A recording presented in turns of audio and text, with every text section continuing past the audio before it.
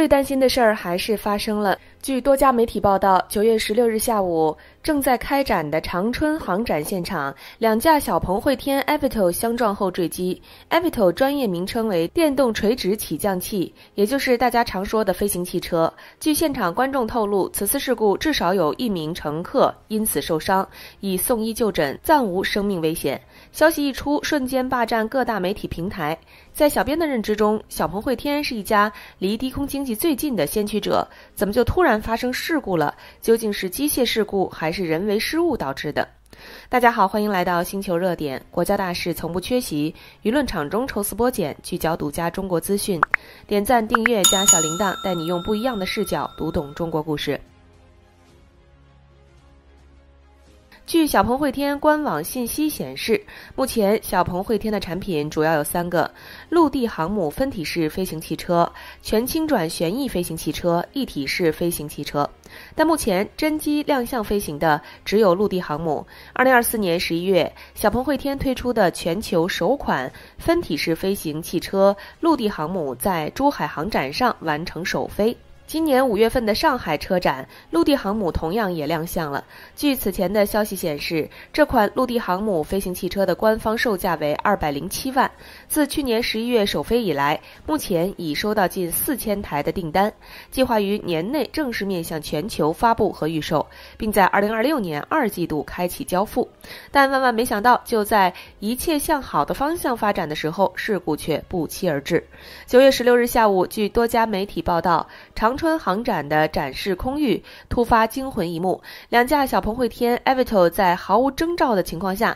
突然在空中猛烈相撞，随后双双坠毁，其中1架残骸落地后迅速燃起熊熊大火，现场浓烟滚滚。针对该消息，小鹏汇天有关负责人回应记者称，参与双机编队演练的2架飞行器因飞行间距不足发生接触，其中1架着陆时发生机身受损起火，现场人员安全，具体原因正在进一步调查中。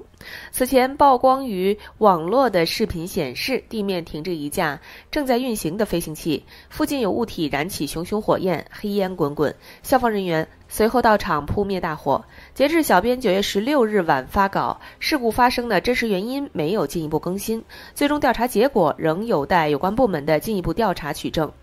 不过，有行业人士向观察者网分析称 eVTOL 一般都兼容自动驾驶和人工操纵2种模式，前一种模式下航线规划存在缺陷，设备故障都有可能导致事故，后一种情况下还可能存在人员操作失误。简单来说，就是飞行汽车和陆地上行驶的汽车一样，无论是自动驾驶还是人为操作，同样都有失误的可能。想想也可以理解，但事故也暴露了 eVTOL 技术在实际复杂环境中的潜在隐患。低空密集飞行时的避障能力、人为操作或系统协同的可靠性仍需加强。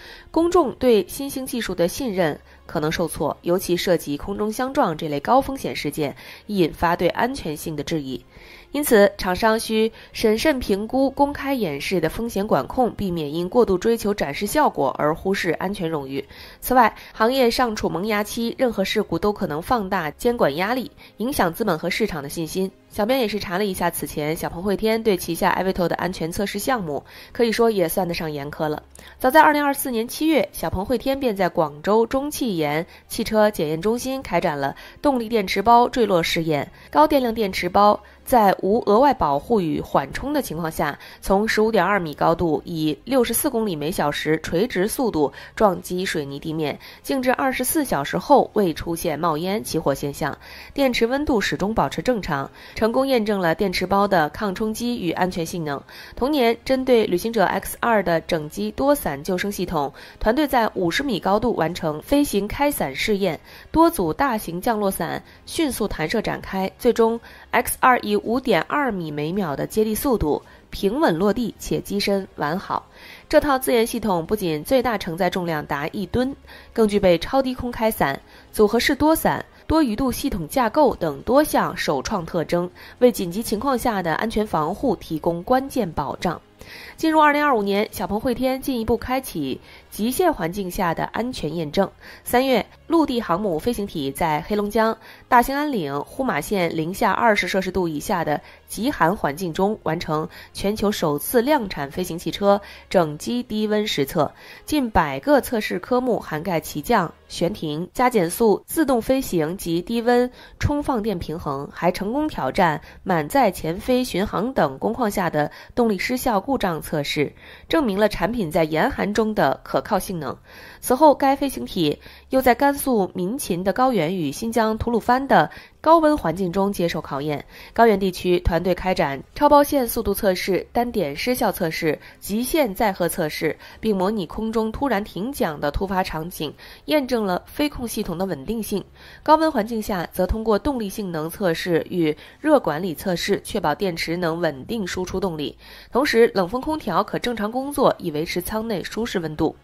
从核心部件到整体系统，从常规环境到极限场景，小鹏汇天一直在以系统性的安全测试，持续推动 eVTOL 产品向更安全、更可靠的方向迈进。因此，小编觉得创新总伴随着挑战。此次事件既是警示，也是契机。小鹏汇天需要做的是以透明的态度彻查原因，并协同监管部门强化测试标准，而公众也应该以理性视角看待技术演进中的挫折。正如早期航空史一样，安全记录的完善往往建立在经验教训之上。只希望当飞行汽车真正走进我们生活的那一刻，它是安全的、可靠的，没有后顾之忧的。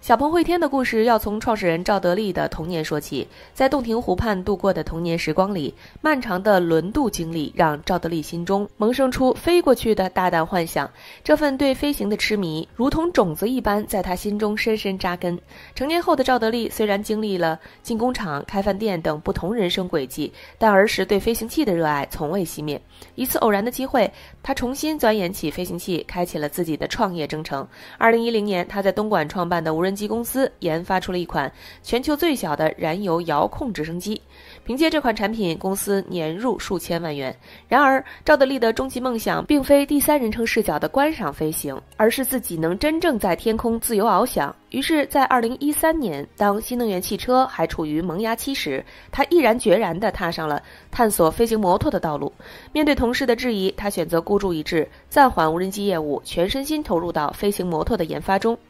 创业之路从来都不是一帆风顺的。2016年，资金链断裂的危机如暴风雨般袭来，团队几乎解散，但赵德利没有放弃，他抵押房产，继续坚持研发，甚至自学飞控技术。经过不懈努力，2018年飞行摩托首飞成功。然而，这仅仅是个开始。为了筹集更多资金，他带着飞行摩托辗转全国表演。在这期间，他被外界视为反面教材，但他始终没有动摇。功夫不负有心人，2020年，他通过剪辑创业纪录片打动了天使投资人，成功造出双人版飞行摩托，并带着小鹏汽车董事长何小鹏体验了一次飞行。这一契机也促成了关键合作。同年12月2日，小鹏汽车董事长何小鹏及小鹏汽车共同投资控股，成立广东汇天航空航天科技有限公司，也就是如今我们所熟知的小鹏汇天。自此，小鹏汇天正式踏上了快速发展的轨道。2024年对于小鹏汇天来说是具有里程碑意义的一年。在这一年，小鹏汇天的首款分体式飞行汽车陆地航母惊艳亮相。这款产品采用了可分离式陆空两用设计的创新理念，飞行器可收纳于汽车后备箱，用户在合规空域能够自由起降。在2024年11月的珠海航展上，陆地航母完成全球首次公开载人飞行，瞬间吸引了全球目光。而为了实现陆地航母的规模化量产，小鹏汇天积极推进产能建设。2024年10月27日，小鹏汇天飞行汽车制造基地正式动工。该基地位于广州开发区，首期占地面积约18万平方米，规划布局副材、连接、涂装、总装4大生产车间及附属设施。这是利用现代化流水线进行大规模量产的飞行汽车工厂，规划年产能1万台，主要用于生产陆地航母的飞行体部分。目前，该基地总装车间、涂装车间、连接车间以及副材车间已经封顶，量产工厂完成度达70%，计划在今年第4季度竣工。届时，陆地航母将于2026年实现量产交付。